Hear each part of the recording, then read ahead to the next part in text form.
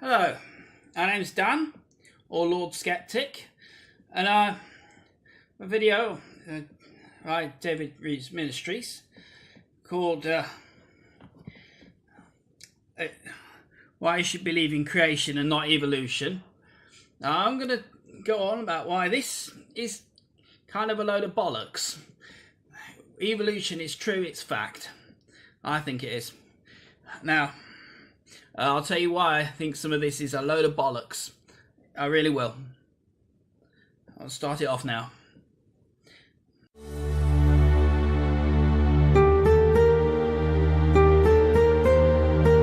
Why should you believe in creation and not evolution? Because evolution is true. It's a fact. Scientifically speaking, haven't we proven that evolution is a fact? Yes, we have. Over 1 million years ago, modern humans arrived on the planet. Or so the evolutionary story goes. 350,000. It used to be 200,000. It used to be 200,000. They used to say 200,000, but they've found remains recently, which, well, I think it was a few years ago actually, which proves it was actually 350,000.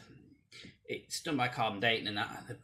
Now, have you ever wondered where all the people are if humans have been around for over 1 million years?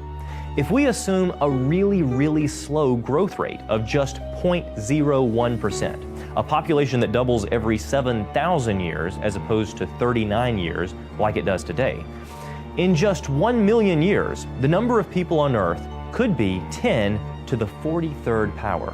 Now, that's an unimaginably large number that Earth could not even begin to sustain. No, that's just stupid. It wouldn't be that because there's a lot less, you know, because we'll go with the cousins and that. Well, not cousins, but distant cousins. I mean, we're all related to each other. If we go back far enough, that's more than there are on the planet now. If we even go back 1,000 years, it won't be 10 we'll assume that's 40 generations. There wasn't even 10 to the power of 40 people on the planet there back then. So obviously we're all related to each other by some distant relatives, by some sort of distance. I don't know if I should phrase that better. Don't matter. Now, some evolutionists will say that wars, famine, disease, and high infant mortality rates have kept the population on the verges of extinction until relatively modern times. Well, that is kind of true. It's a lot more complicated than that. I'm not sure how it is, but it's very complicated how evolution works and how population isn't always expand through the years, and people, I think, a lot slower. I don't know. Anyway, there's a lot of difference out there. Even population more keeps to a sustained level. It goes downwards and back, and some things happen which cause it to do that. But if this rather incredible story is true, where are all the human remains? We supposedly have a handful of human remains that have survived the ravages of millions of years, but why aren't there more? If evolution is true, there should be many more human remains to account for the billions of individuals who have died. Well, human remains, a lot of skeletons after death can take, I believe, a minimum of 50 years. It depends how the bodies are treated as well. They can take thousands, I don't know about millions, definitely thousands. They're more fossilized if it's over millions, but that's not the point. They can go for thousands of years. It'll be fossilized if it's much older. We know they're that old as well because of carbon dating, and that's not the only technology. That's not the only technology, basically. There's loads of different others. I don't know them personally yet. I'll admit that. At least I admit it when I don't understand something. Even if we don't find human remains, we should find artifacts they left behind or were buried with. Yet we simply don't find evidence that billions and billions of people have lived and died over the supposed last 1 million years. But there is a lot of evidence to support it, actually. But those are probably gone. They're probably missing somewhere. We don't know where they is. How would we know? I mean, it's very hard to really find things like that. People do know where to look and things like that, so they could probably find it. But I'm not sure. Hang on. I'll carry on. I'm not sure what to say about this one, to be totally honest. I'll carry on. What happens when we start with God's Word? Well, the human population started out with 2 individuals just 6,000 years ago. Around 4,000 years ago, the population was reduced to just 8 at the time of the worldwide flood.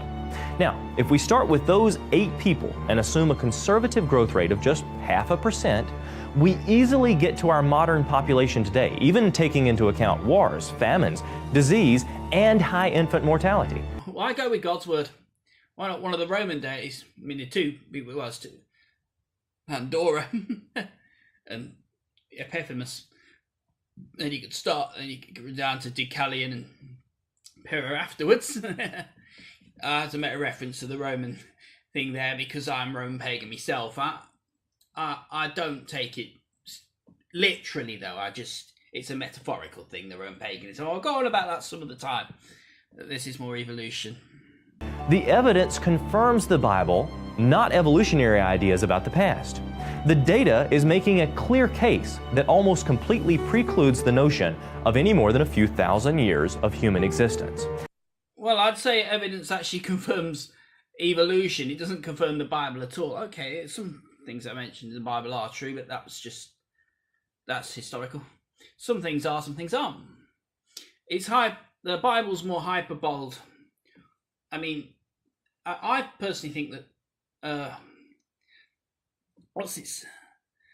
yeah, you know, it's allegorical. These stories that Adam and Eve know, they're allegorical. Not sure what that word means.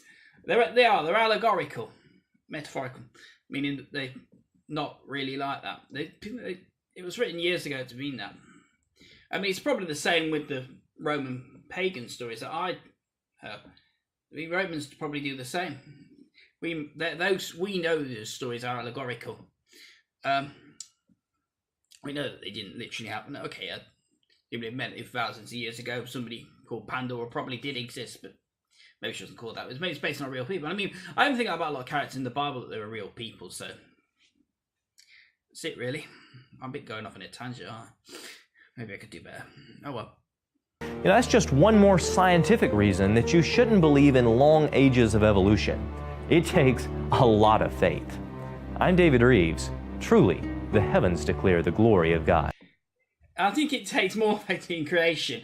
I mean, there's more proof of evolution. We've got fossils, we've got loads of things, carbon dating, we've got things that claim that we are, well, a lot older than what you know, a lot older than what it should be. There's loads of things that confirm that we've been around a long time. I know that we come around at carbon dating. That's not the only method, as I think I did say earlier. That's not the only method. There's loads of methods. There's loads. That's not the only method of. There's even DNA matching, that we can match our DNA to these. That's not denying. I mean, let's say. I do believe myself to be from Italian ancestry, I think. I didn't believe that, and my DNA would point to it. It doesn't prove it's wrong just because you don't believe in it. It doesn't mean it's wrong. You have to go with the facts rather than anything. I mean, science. I want to say science. What I like about science, it's not. What's the word? Science. It doesn't tell you what to believe. It can tell you morals. It just tells you the facts. I mean, evolution itself is not a moral thing. I mean, some people say that Hitler was putting survival of the fittest into practice, but he wasn't actually. Hitler was Catholic, I believe, and he thought he was doing the Lord's work, well, God's work, by killing off those the Jews, whatever.